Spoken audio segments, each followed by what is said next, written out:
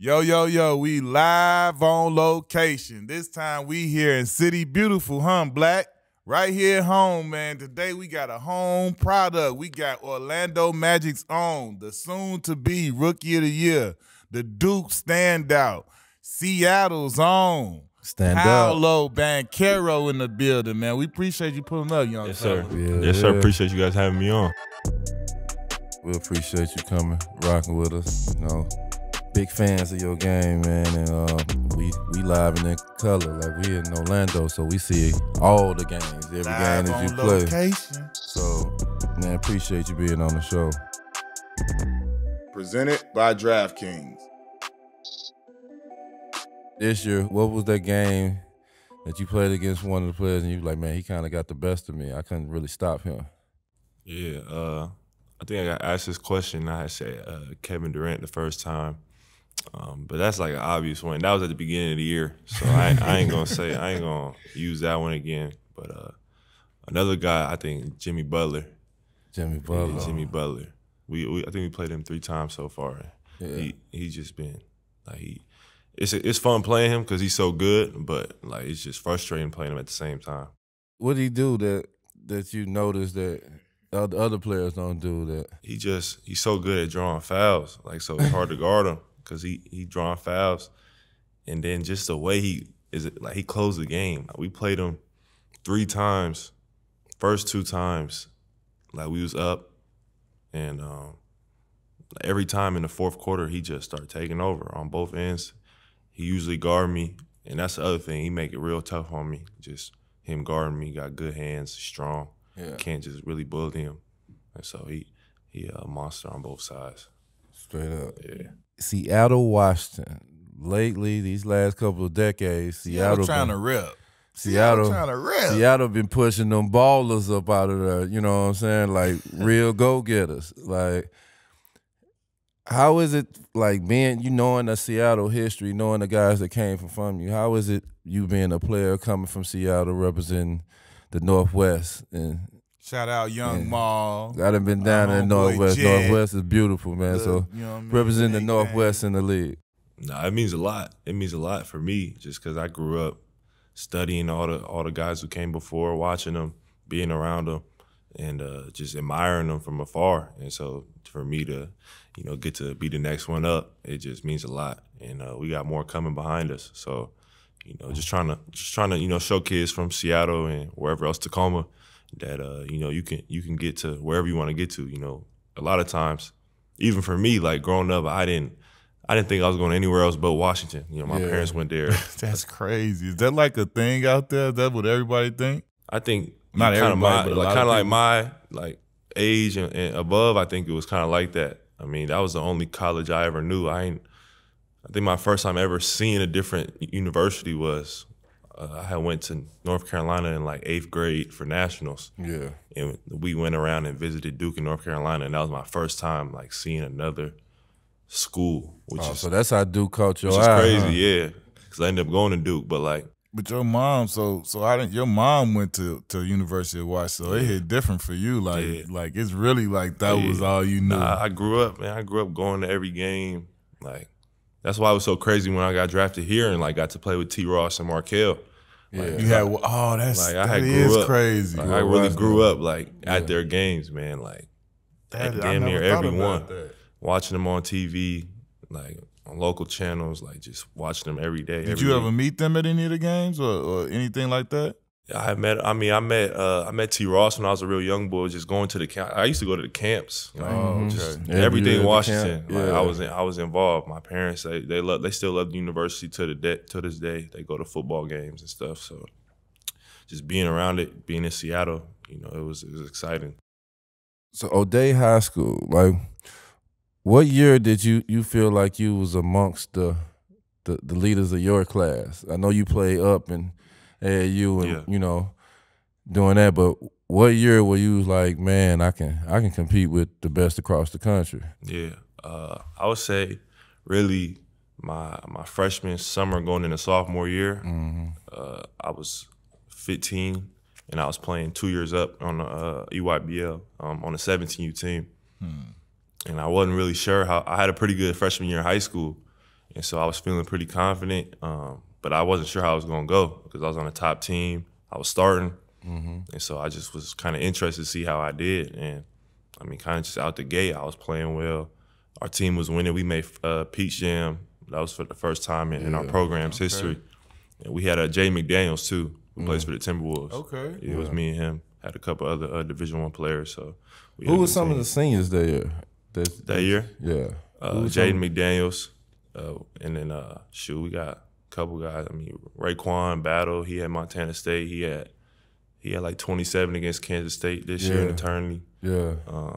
Noah Williams, Marcus, they all went to Wazoo, Washington. So a couple D1 players.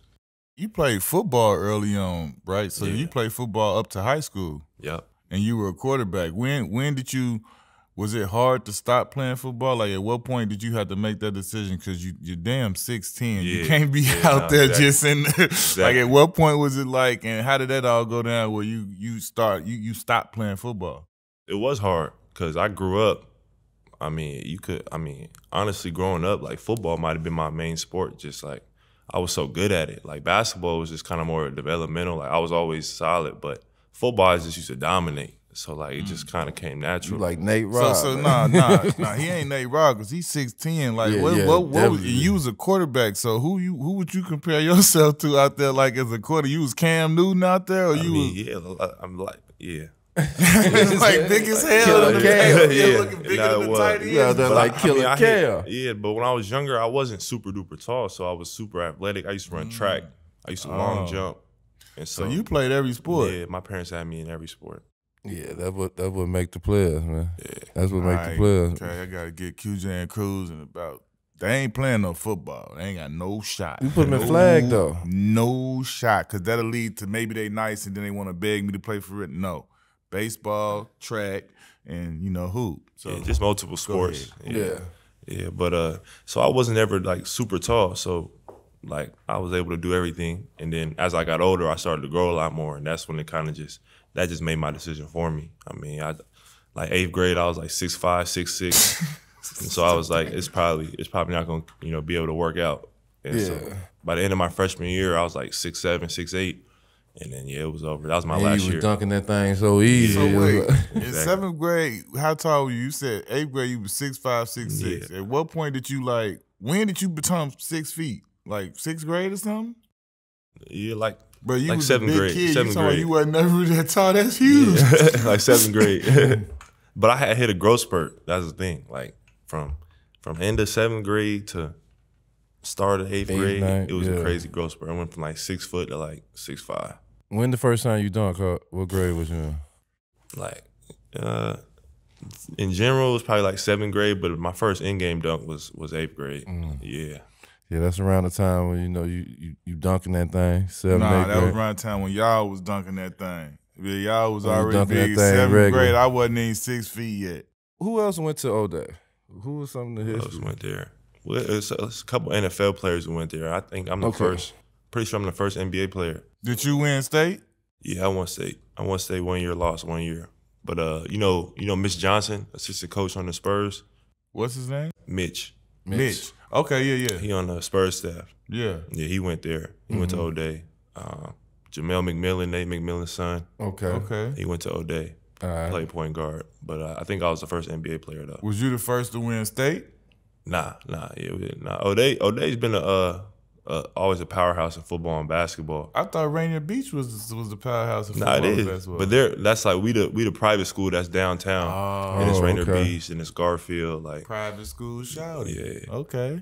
Yes, sir. How much do you feel like your parents helped you, with the way that, so like you said, you knew everybody. Your mom had already played in college and in the WNBA, like the composer. Because I feel like I see that even in you in your game as a rookie, you know what I'm saying, coming in like, you know what I'm saying, you learning on the fly, a lot is being thrown at you, but I could see you trying to process and check things out. Where do you think you got that from? The way my parents just kind of raised me and helped me, grow up. They let me make mistakes. They let me experience the real world, all while guiding me. You know what I'm saying? Like they didn't shelter me, but at the same time, they didn't let me, do whatever I wanted and just kind of crash out. Right. they let me experience things, but then they pulled me back and taught me lessons, and just raised me the right way. Taught me how to be, you know, a good person, treat everybody, you know, how you want to be treated, all that, just basic stuff. And they come from strong. My grandparents are the same way. Like, it's just a strong family on both sides, and then it's just the way my parents, you know, how they are with people, everybody who they know, you know, people just growing up seeing what people come to me saying about, you know, my parents, my mom, my dad, everybody telling me about my mom growing up. I'm like, man, what are y'all talking about, man?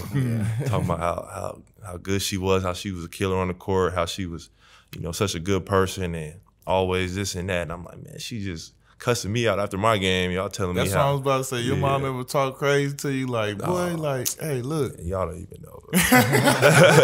Y'all don't even know. That's right, mom just gotta let you know. Yeah. Nah, y'all don't even know. And it's different now. I'm in the league, so, you know, she still give me advice, but it's a lot more laid back, you know, just but when I was younger, man, it was me and her had a lot of just back and forth for sure. Yeah. Like, you can get it. Yeah. That's dope. Shout out Mon Deuce. Get at him. Could it have been anybody else that got you outside of Washington and Duke? Oh, nah, for sure. I mean, it came down to the wire. I mean, it took me a minute to make my college decision. Like, I took 5 visits my junior year before COVID and all that. And where all you go? Shoot, I went to Duke, Kentucky, North Carolina. I went to Gonzaga and Tennessee. That was the 5th. And after every visit, I swore I wanted to go to that school. They convinced you. Good time. I went down there like, this lit. Yeah, nah, really though, like every visit. I remember my first one was UNC. I came back from there like, oh yeah, this is a spot. Yeah. Then I went to Kentucky, same thing, and it was just the same one for all 5. Yeah. And so it was hard, but I eventually, you know, ended up choosing Duke. Duke and Coach K, you know, legendary coach. This is about to be his last year. You knowing it's about to be his last year, like, what made you just like, yeah, I'm just gonna do Duke? I had made my decision when it was COVID, and so we couldn't. Like, I visited my junior year, but I couldn't go back my senior year. Mm-hmm. So it was just a lot of over the phone conversation, Zoom, and I mean, Coach K was blowing my phone up, like talking to me 3-4 times a week on the phone, texting me every day. Yeah, and like he was. Out of all the coaches who were recruiting me, he was contacting me the most, which kind of like blew my mind a little bit. Legendary Coach like K. it just showed me how badly he wanted me to go there. And I mean, he just had told me like I remember he told me during my high school time, he was like, look, you're gonna be a top 5, top 10 pick wherever you go. Like, it really doesn't matter. But if you want to be number 1 pick, if you want to be like the best player that I know you can be, he was like, you got to come here.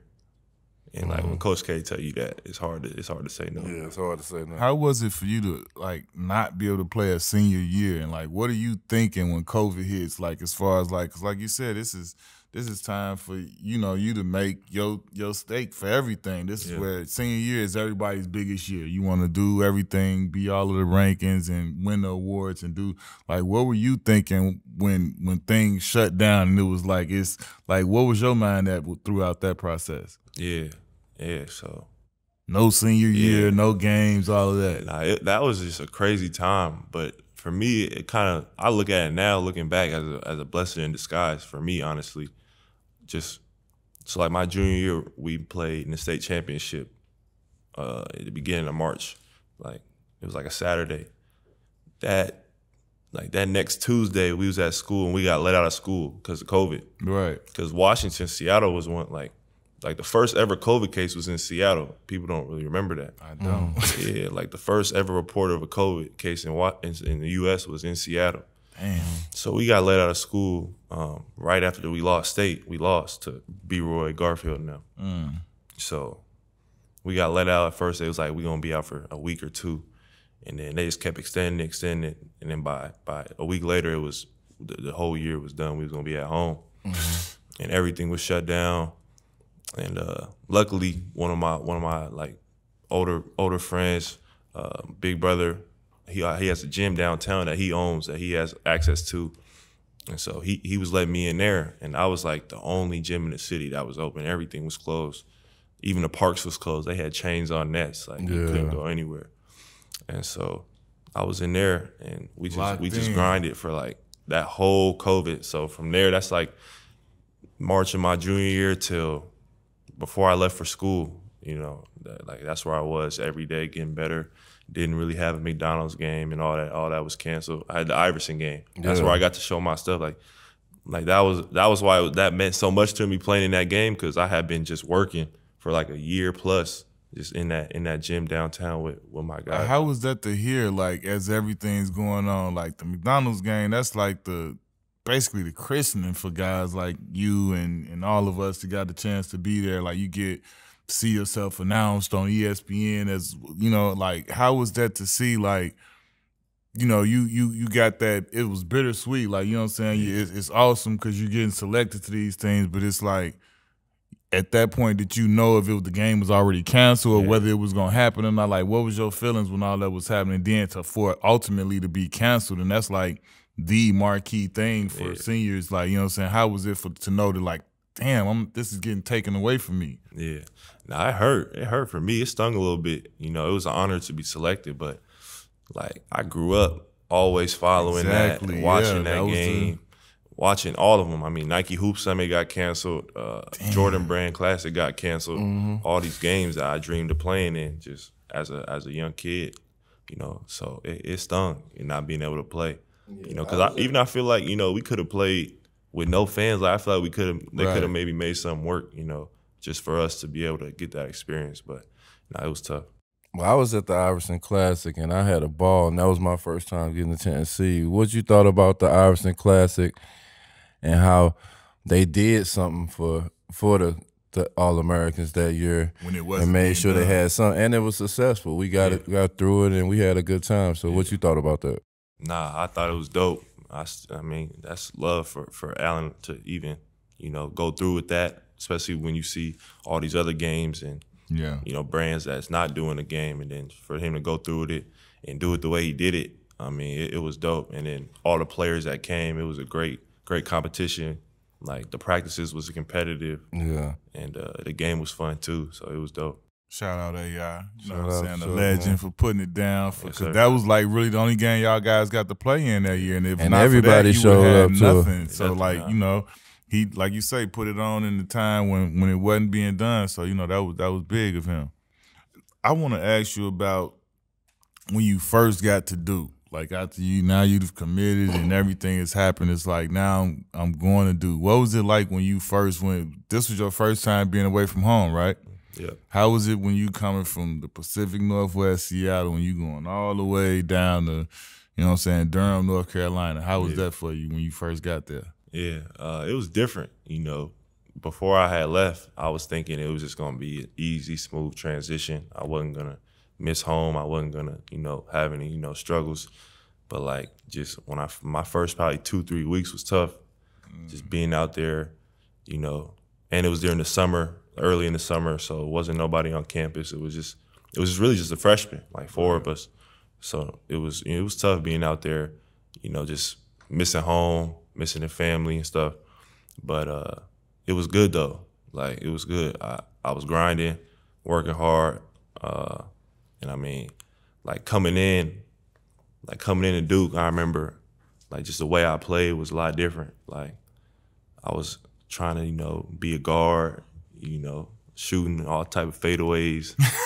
Like, just, and like, Coach I was making something. To put his arm around you, Coach K, you know, he just had to put his arm around me, like you said, and just be like, man, look, it's good that you can do all that, but this is how you need to play. This is what I need you to do.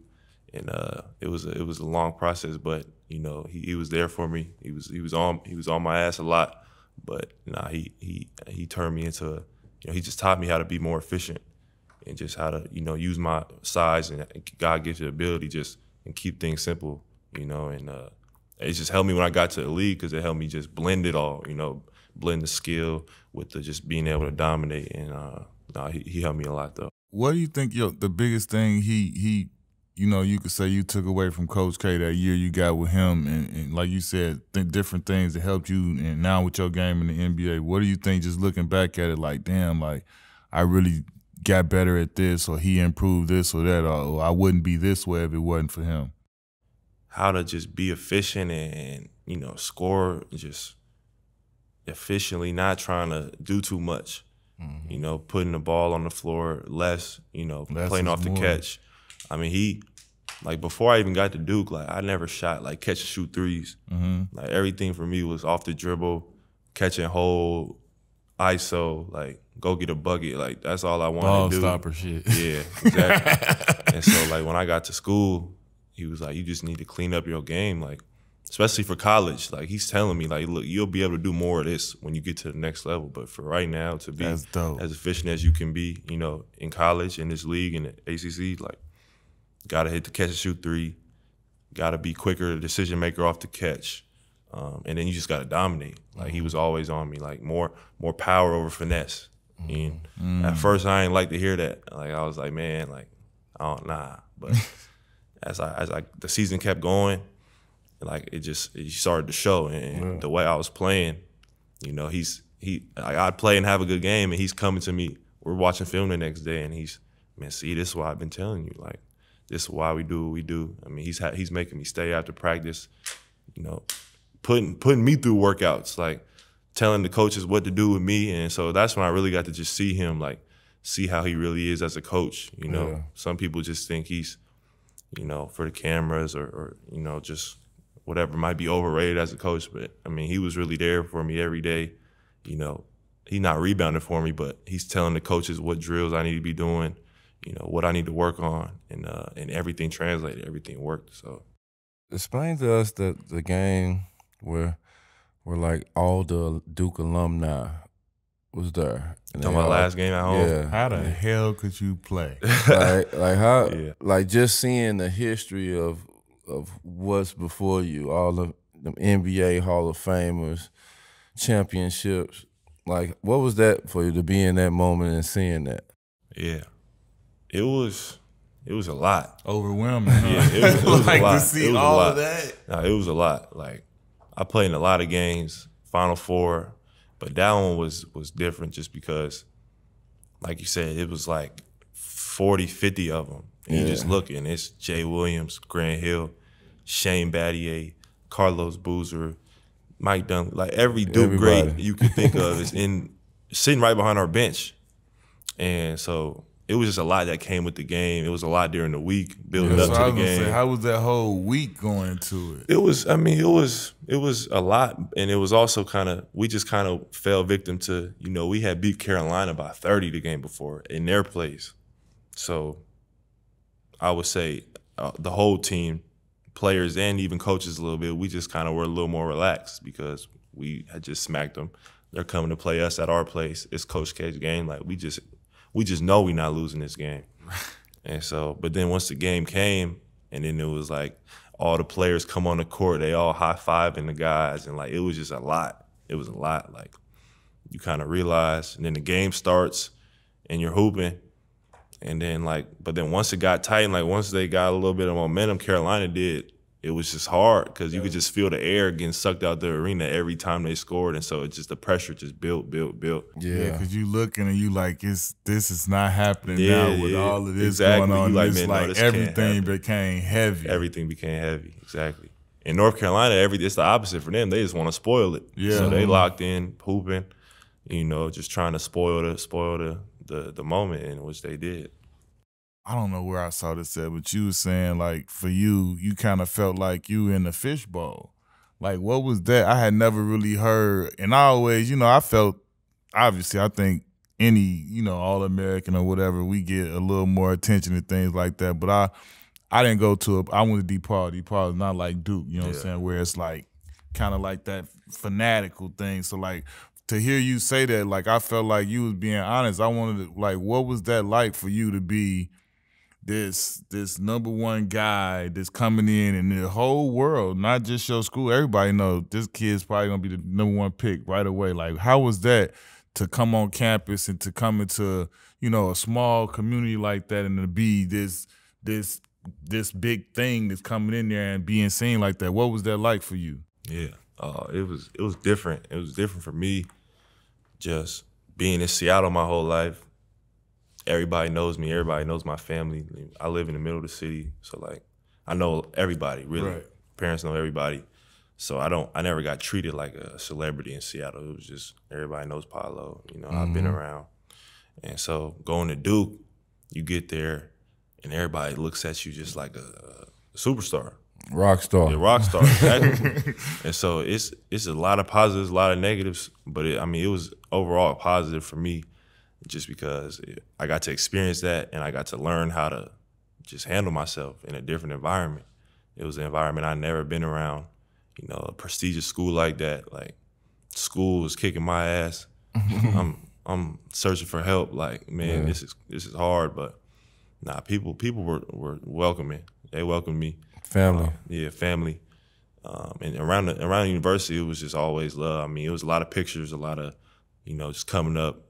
Like I think I had told a story, like people bringing their families to my dorm room.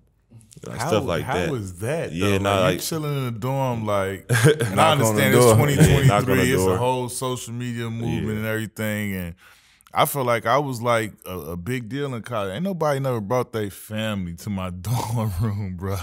No, that was different, but that just kind of makes you, like, after it happens, you're just like, okay, like, you see. It just makes you be careful. Like, even though I'm in college and supposed to have fun, I still had to be careful. I still had to move right and make sure I'm doing the right things because it was so much eyes on me. Like, everything I did, whether I went out to a party, people would be recording and stuff like that. So it just taught me in college how to handle myself when I got to the pros because everybody's always watching. Yeah. Everybody's kind of waiting for you to do something. So you just got to be careful. And so it helped me. You decide to go pro and you choose an agent. Your agent is Mike Miller. Yes, sir. Miller Mike time, Miller that's our classmate. is in the same draft class as us, so we know Mike for a long, long time. So we know the hoop Mike and I go back. the Mike McDonald's. off the court and all this stuff. Yeah, you go way back with Mike. But how is Mike Miller as an agent? Please tell me, what is Miller time as an agent? Mike Miller, we know he couldn't have been no agent. I already know. Ain't nothing changed about his cool. He's still too cool. Still I just Mike. flew back from Utah with him. He's still he's cool still, as a he's still thing. Mike. Yeah, he's still Mike for sure. But no, as an agent, I mean, he's everything you could ask for. You know, he kind of, when he was making his pitch, you know, he was just saying how, you know, nobody really see the game like him. You know, he's lived it, he's experienced it. He has, you know, all these relationships everywhere in the NBA, players, executives, whoever, coaches. Yeah. And I mean, he's just helped me tremendously in every aspect. Like, that's the thing. Like, most agents are agents. You know, most of this stuff is on the business side. They know, you know, all about that.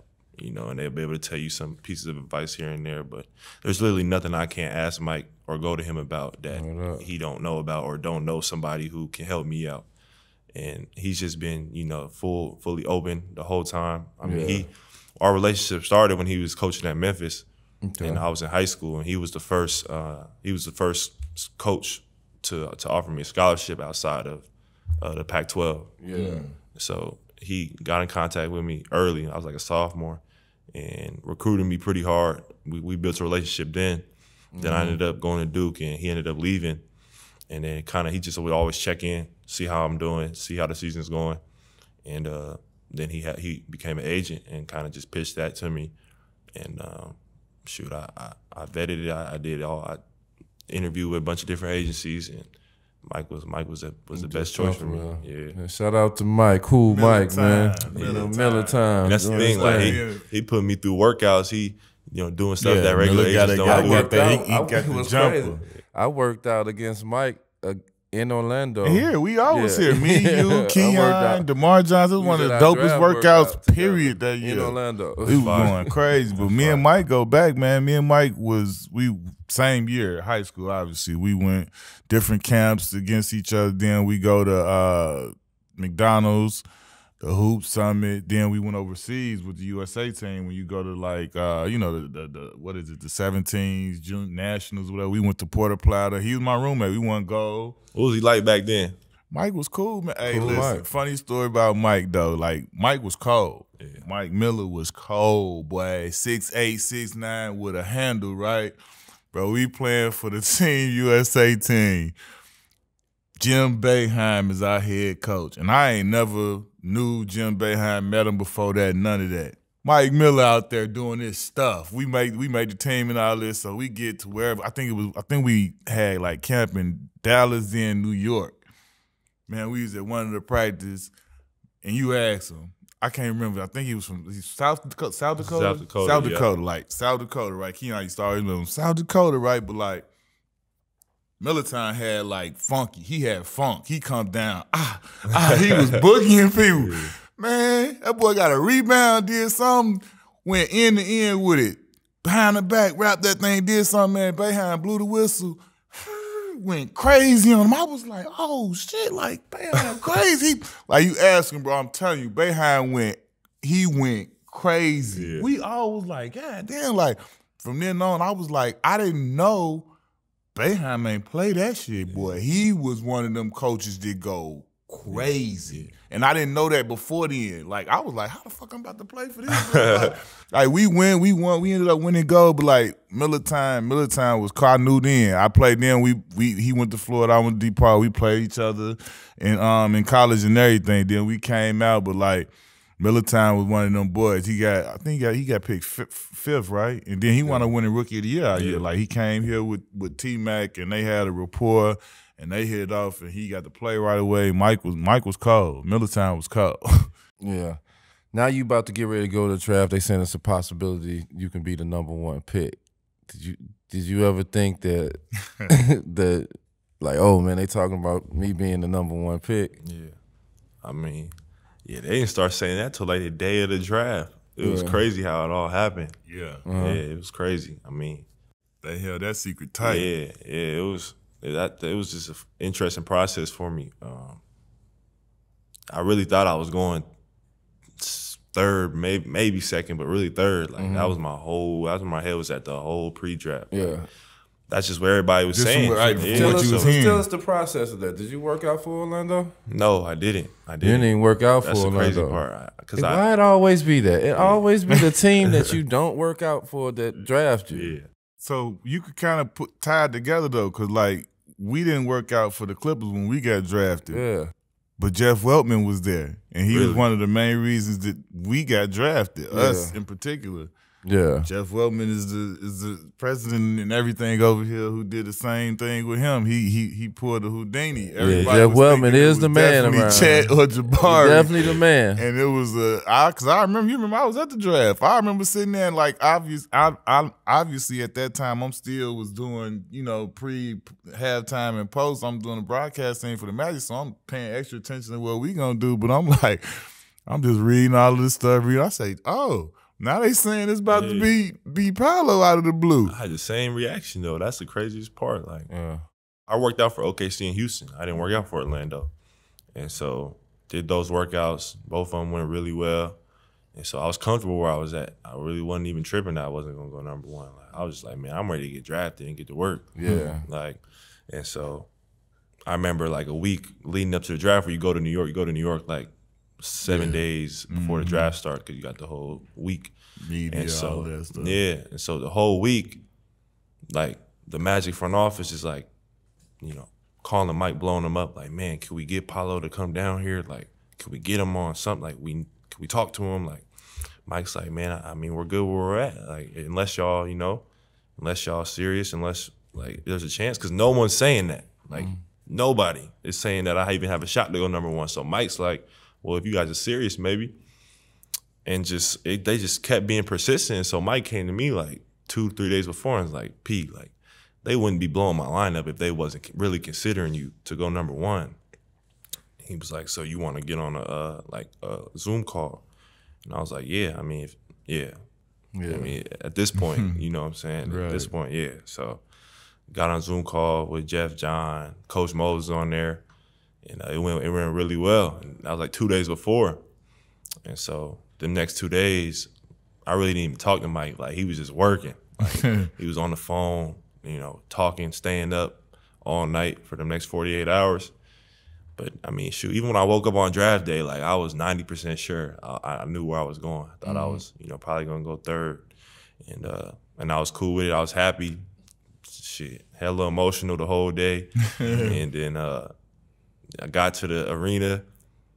I remember there's a, you know, in the draft, they do the intros where you go out there with your family. You walk on the stage and introduce you. So they got all the guys backstage with their mom and dad, you know, to walk out. And so I'm back there with my mom and dad, and they got TVs back there. This is like probably 30, 40 minutes before the draft start. And they got the NBA Today crew, like Woj and Kendrick Perkins and all them on there. And I could see, it's muted though. You can't hear the TV, but it's muted. And I could see me on there, and it says like Paolo Banchero, like in the running, like now in the running to go #1. And they got the subtitles on there, so I'm reading what Woj is saying. And I'm like, and mind you, I ain't really checked my phone. It's draft day. I'm just in the moment. Yeah. So I'm watching. I'm like, hold on, wait. I tap my parents. I'm like, look, and they're like, well, my dad checked his phone and he see a tweet that Woj put out, like Apollo, like now he's in the, like it's a possibility. So then I just got all the way nervous. Like, bro, I was cool, calm, and collected the whole day. Thought I was going third. I'm good. Curveball that came. And that came in. I saw that and I started tripping, like sweating. My heart started beating. So I'm like, oh. So then the next 30 minutes, man, I'm sitting at the table just like I can't sit straight. I'm moving. Mike come and sit next to me. He not making it no better because he on the phone. I'm asking him what's going on. He like, man, P, I don't know. He was like, man, just stay ready. Like it might happen. So I'm like, man, I'm stressing. I don't know what's about to happen. And then time went by, and then like 5 minutes before, he was like, it's over, it's done. Yeah, they called. And then, yeah, man, I couldn't even hold myself together. It was ridiculous. #1 pick in the NBA draft. It was crazy. Straight That up. was a dream come true, huh? Yeah, I really couldn't believe it. Like when he told me it was official, and then you hear that, you know, that little ding ding ding. It had to be crazier for you because, like you said, like regardless of everything you did during the season, like everything leading up was saying that Jabari or Chet was gonna be one, and like you said, you had even in your mind got comfortable with saying I'm 3, I'm cool with this. It's still ecstatic, it's still crazy, but like for that emotional swing, how was that? Man, I never felt nothing like that. Like, for real, like I said, I pride myself on always being, you know, cool and controlling my emotions at all times. And like, I couldn't. Like, and he told me that I really was sweating. As soon as I heard my name, like I seen my whole life just flash before my eyes. Like from being a young kid to playing basketball, all the, you know, just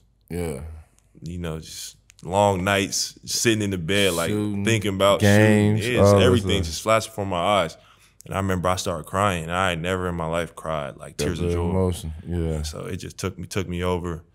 And but no, it was the best moment of my life for sure. Straight up. Tell me this. I want to know because I was there. I was on the red carpet. You know what I'm saying? I had my look. I was suited and booted and whatnot. I wasn't like this, man. I want to know what was the inspo and how did you pick out the suit? Because what was on it? It was because like, listen, literally, you know how y'all was lined up coming around. Yeah. We saw him like everybody, like it's all of these, like the whole red carpet. Now it's all these lines of cameras and everything.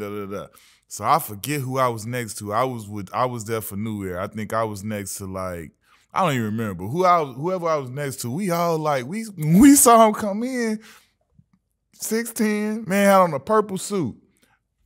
That wasn't the best of it. The man had the suit had like diamonds or something like, bro, but like from deep, you can't see what the hell it is. Everybody guessing, taking bets. Like, I'm like, man, look, that might be some CZs. Them ain't real diamonds. They asked if they real. I said, I don't know what the hell they the shape of, but them bet not be no real damn diamond.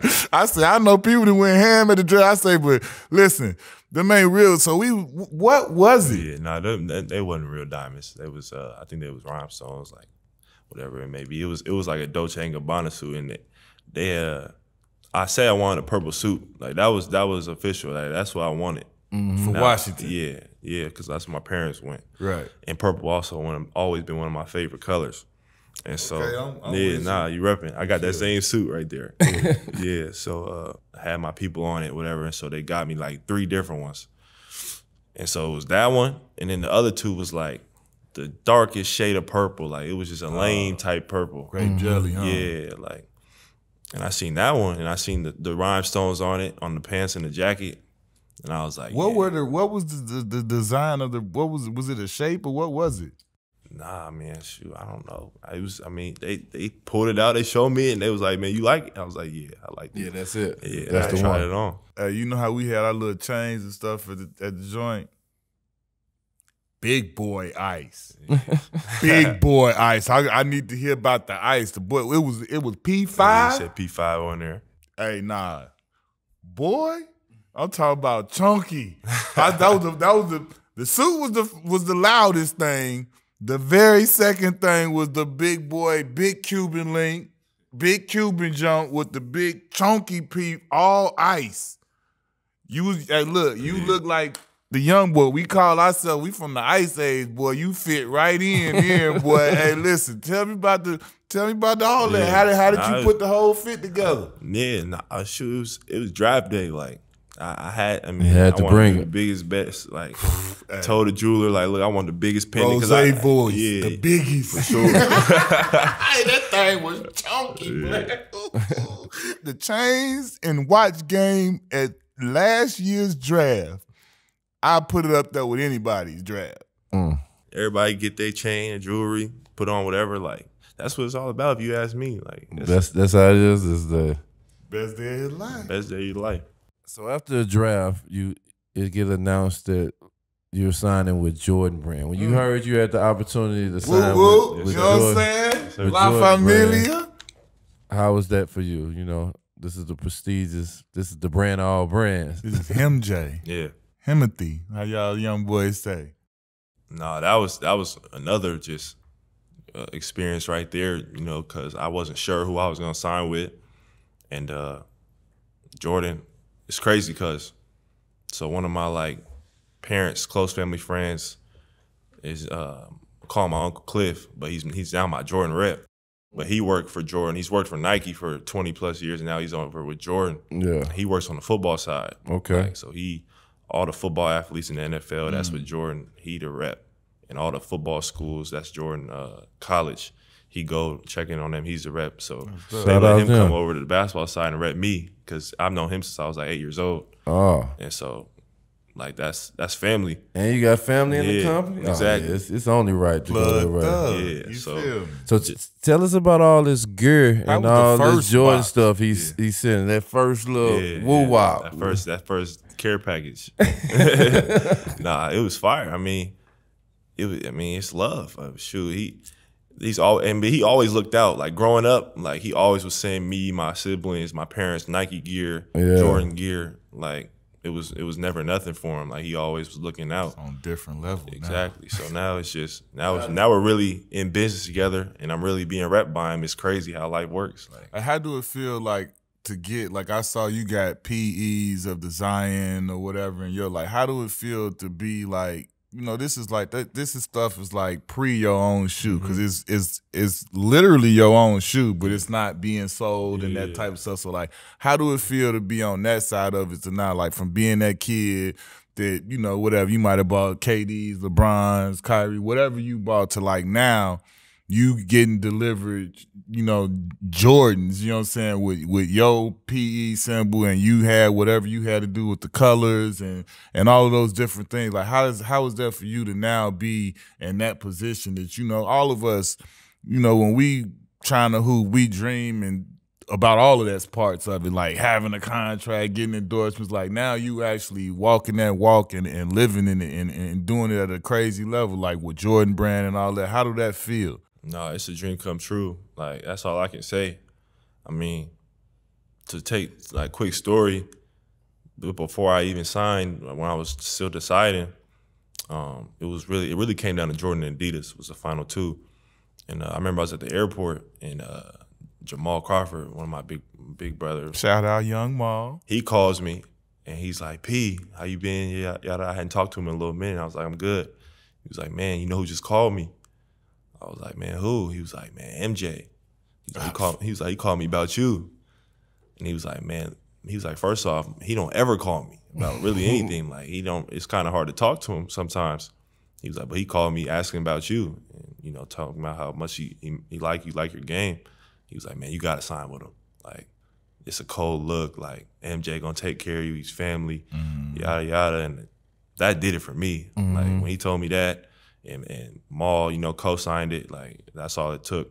And then just the PEs and stuff is really a dream come true though, because just having like the colors and the stuff be, you know, specific to me and my story and, you know, the things I grew up doing. Like for instance, the Rainier Ravens, like just for that to even get put on a Jordan shoe, straight up, and I get to wear it and represent and against the Lakers, like it's just a dream come true. And I've had a bunch of people hitting me up, you know, asking to get the shoe, and I'm like, man, I wish I really could. You know what I'm saying? They only made a 1-on-1, but like I wish I could give it to everybody because it's a lot of people from Seattle who know me my whole life, who watched me play for the Ravens and had their little cousins or themselves play for the Ravens. And so you gotta, after you win the Rookie of the Year, you just go to the brand and say, let me get the friends and family, you know, for you know, that little, you know, just friends, just as my reward, you know, friends and family, just for the, you know, select few. Yes, and you go ahead and spread that around.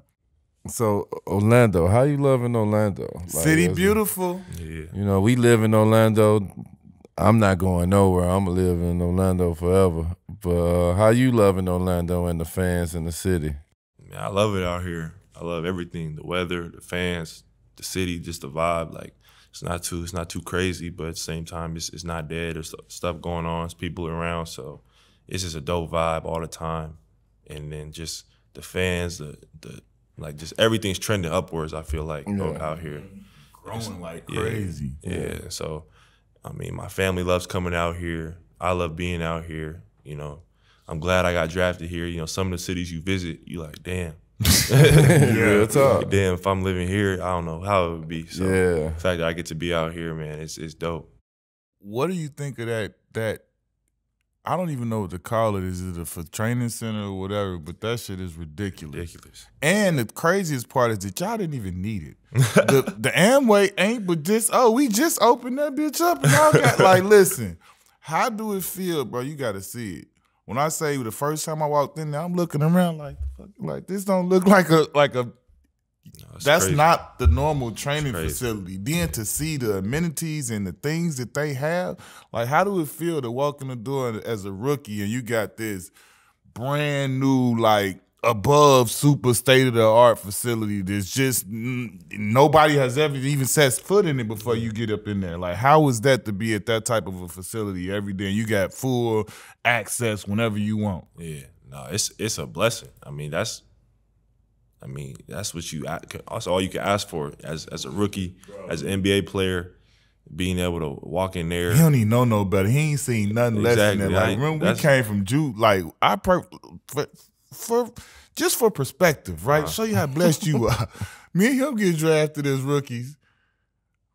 Now I was at DePaul.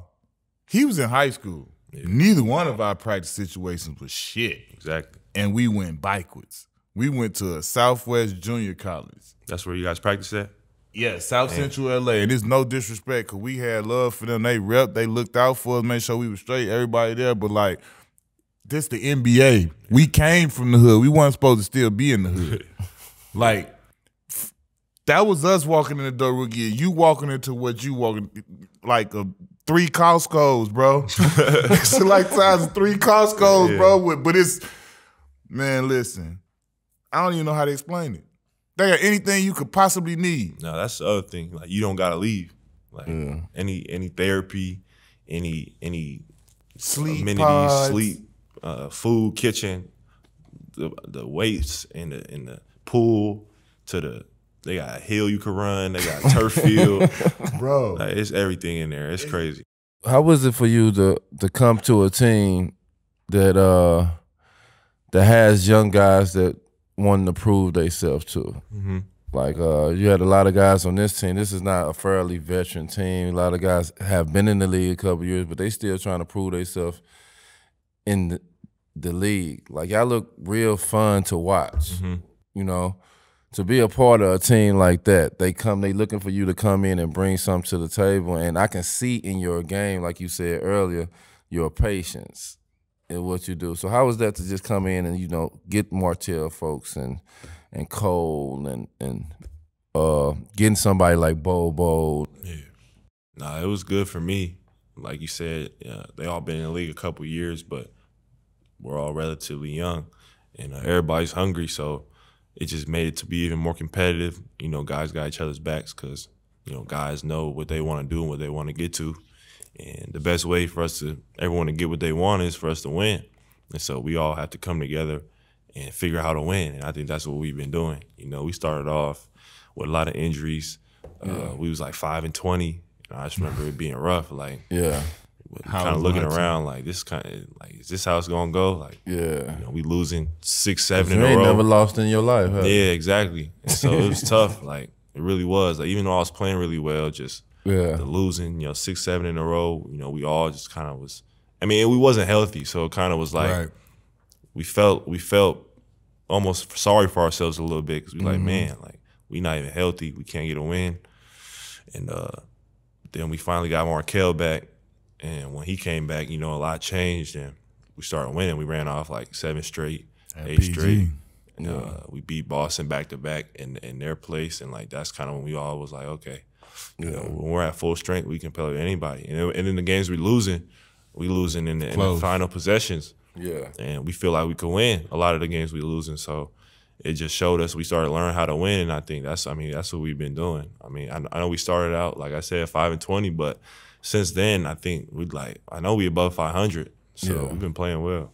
Tell me this about Coach Mo. I'll tell you a story about Coach Mo. So when I was going out of high school, I visited Colorado, which is where he went. Yeah. He was my host on my visit. Yes, Coach Ricardo Patton was the head coach, and he was like he was the best player / senior on the team, and he was my host. Showed me around the whole weekend. And that was like how I first ever met Coach Mo. So like just watching him has been, you know, cool for me to see him come, you know, first get the job and get the opportunity as a young black coach in the league. And I watched him from day one since he came in Denver and Dallas and all the other places he worked at doing his thing. And for him to get his chance and not having what I feel like has been success building this team up, like, tell me how he's helped your transition with you know, coming from a one and done straight to a rookie. And I mean, I see how well I feel like he communicates really well with y'all, and he you know, you guys respond well to him. So tell me what he's done to help you in your transition. Yeah. No, he's helped me a tremendous amount too. And he's been, you know, there for me the whole time. He's been real hands-on the whole time. Like, since I first got there, summer league practices, like him being there, doing, damn near going through drills with me. Right, he get out there, he involved. Yeah, playing D, and just always, you know, being a voice. And he's also just, you know, really just preached just me playing with freedom, but also, you know, having to play hard, play defense, you know, give effort on that end. Not just be a one-way player, but now he's letting me play through mistakes. He lets everyone play through mistakes. Like he a coach who's gonna let us play as long as we give the effort and playing the right way. You know, he's a great coach, man. And shoot, it's a blessing to have, you know, because he's young, relatively young for being a coach and hungry, up and coming. So we adopt his attitude, the same, you know, mindset he got.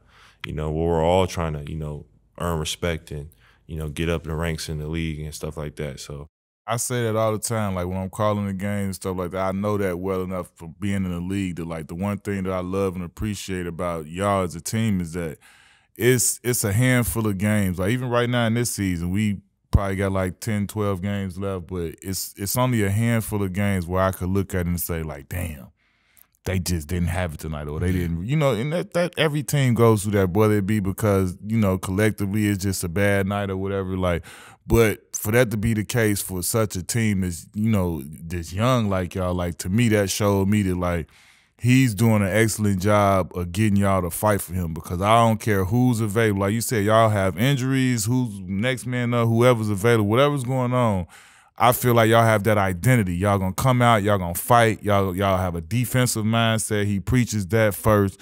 And I mean, that shows. And I'm somebody who's been around the NBA, and I know when a team is like, oh, they bullshit. Like, you know what I'm saying? You could see that when you've been around it. And that was the one thing that from, you know, being part of the broadcast team with Dante and JT, David and everybody, and I sit there and we watch, and it's like, that's the one thing that I could appreciate. And I feel like y'all respond to him, so that's dope. For sure. Who are your favorite 3 players that you watch coming up? For me, out of Seattle, And why? Out of Seattle. Yeah, Seattle, I mean, it's a lot of guys I got to watch. You know, my mom, she was a high school coach till I was like 13. So my whole life up until that point. So my whole childhood, I was in the gym, high school games. You know, the team she was coaching is in the same conference as Garfield Beach, so I'm watching like the boys' games and all that. And so, shoot, 3, it's hard to get to 3, but man, I watched high school. That's your favorite. That's my some favorites. Of you guys Tony Rowan, watching him play growing up. That boy was cold. Yeah, Tony Rowan was like the star of the city growing up. I remember and he played for Rotary, my AAU team. He was just a star. I mean, Peyton Siva. Yeah, Peyton played here Siva. for the Magic. Yeah. I watched Peyton Siva a lot. He won a national championship. His dad was my football coach. Like, that's just how small Seattle is. Like, that's the thing. Like, you see all these guys, these high school stars, that stars in your eyes when you're younger. Yeah. But yet you know 5, 10 people that they know. And so, like, everybody's within reach. And then, man, I mean, Michael Porter, he came for his senior year. He came for his senior year. And he was nothing I never seen. Yeah. Yeah, he did something to the city that Ain't nobody got hurt. Yeah, he got hurt. If he wouldn't have got hurt, whew. You don't even know that. Because a lot of people, like I said, he was in high school, so yeah, he got hurt in college. So the world, the national, people didn't really get to see him like before injuries, but I did. The whole city did. Like his senior year was ridiculous. Yeah, I ain't never seen. He used to dunk that thing, shoot that thing, everything you looking for. He's shooting. He was ridiculous. So I would say he was the third best.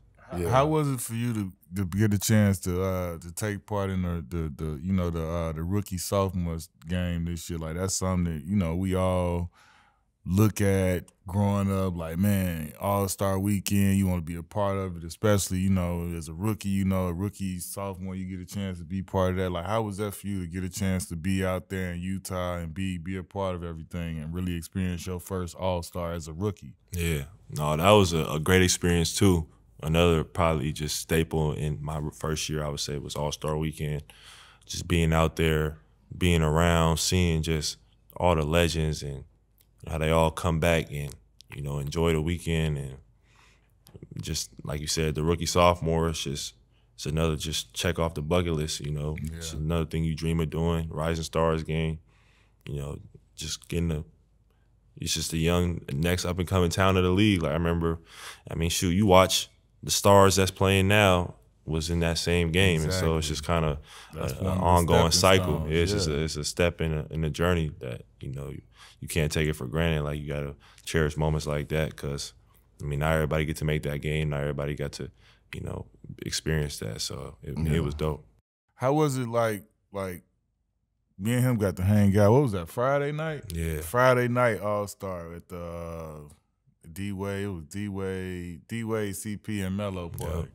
We there, and it was funny because as he making his way through the crowd, and me, KD, and Mello, we standing over here off to the side, we talking this, that, and the third.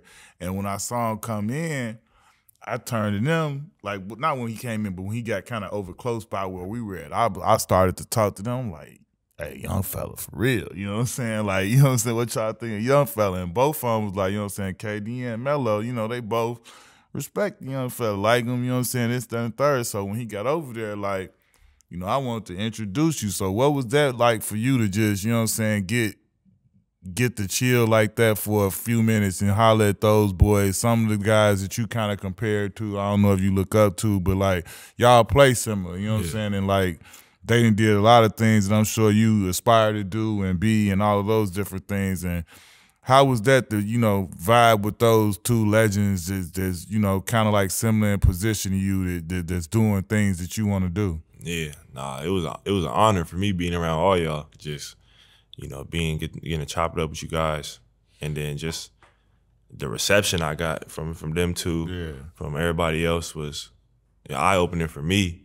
And just being able to talk to them and give me advice and tell me what to do, what not to do, like, and then I got my friends in there, they talking to them, it was just crazy, being around them, seeing that they real people, you know, and just, and after that, you know, talking to them, seeing, you know, that they mess with me, they mess with my game, like that was the only validation I ever needed right there. Like I grew up loving Carmelo, loving KD, like watching, like sitting in my room. It's crazy to hear them tell you like, things that they sitting look in my room game. watching hour-long highlights of Melo, like for real, like people don't even know, like just really studying dudes, like, and so to be able to be just in a room like that with them, where it's not even, it ain't no cameras, it ain't media, it's just, you know, real people, you know, having real conversations.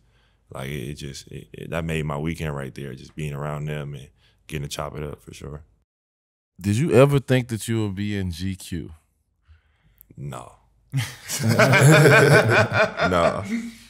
Nah. But shoot, that's what's great about, you know, being in the league, being, you know, trying to be the best player you can be. Opportunities like that can present itself. I heard you was into fashion, like into the fashion world. Yeah. I wouldn't say I'm trying to. Yeah, like I'm different though. What like I feel like fashion mean? like I'm not. There's levels to this. Yeah, it's levels to it, but I'm also I'm not like trying to like make statements and go crazy. I just like putting on nice clothes and you know, looking fresh sometimes. But I wouldn't say I'm like keeping up with the fashion, or like I just see something, I like it, I buy it. Like I don't got a stylist. I wear all my own clothes. You put it together yourself. Yeah, exactly. When you heard GQ wanted to put you in the magazine, what was that? Like, you tell your mom, like, hey. I mean, it was GQ Sports. It wasn't the GQ Fashion, so I got to get there. But no, it was dope just being a part of, being able to get put in that magazine, do an interview, get a feature in there. You know, mom's grandma, they always cop the GQ, so you know, see that was dope. So you have Italian citizenship? Yeah.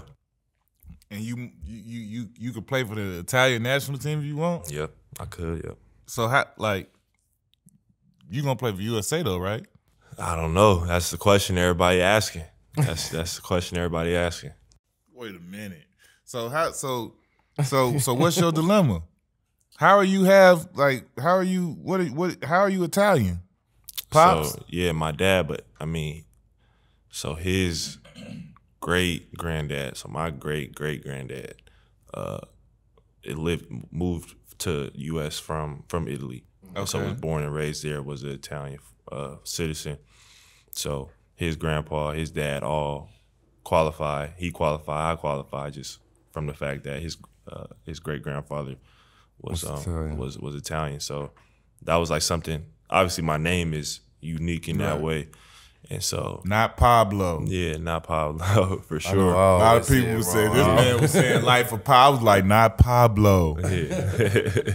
But so like that was something like growing up, like I always had my name, and then you always kind of wonder like growing up where it came from. You know what I'm saying? So my dad's name Mario, brother's name Giulio, uncle named Angelo. So like we all got that Italian name. And so my dad, he always would talk about, he ain't never been to Italy. Like we ain't never been out there. I'm gonna try and go there this summer, but he would just always talk about going out there one day, hopefully, and like tapping into that side because we got family out there.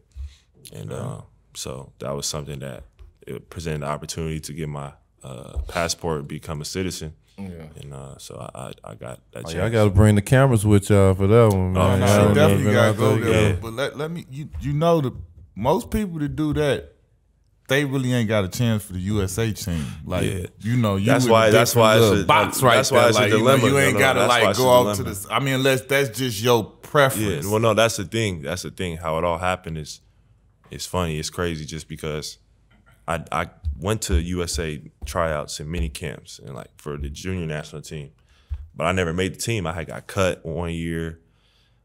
Went to some other mini camps where it was just mini camps. It wasn't a tryout.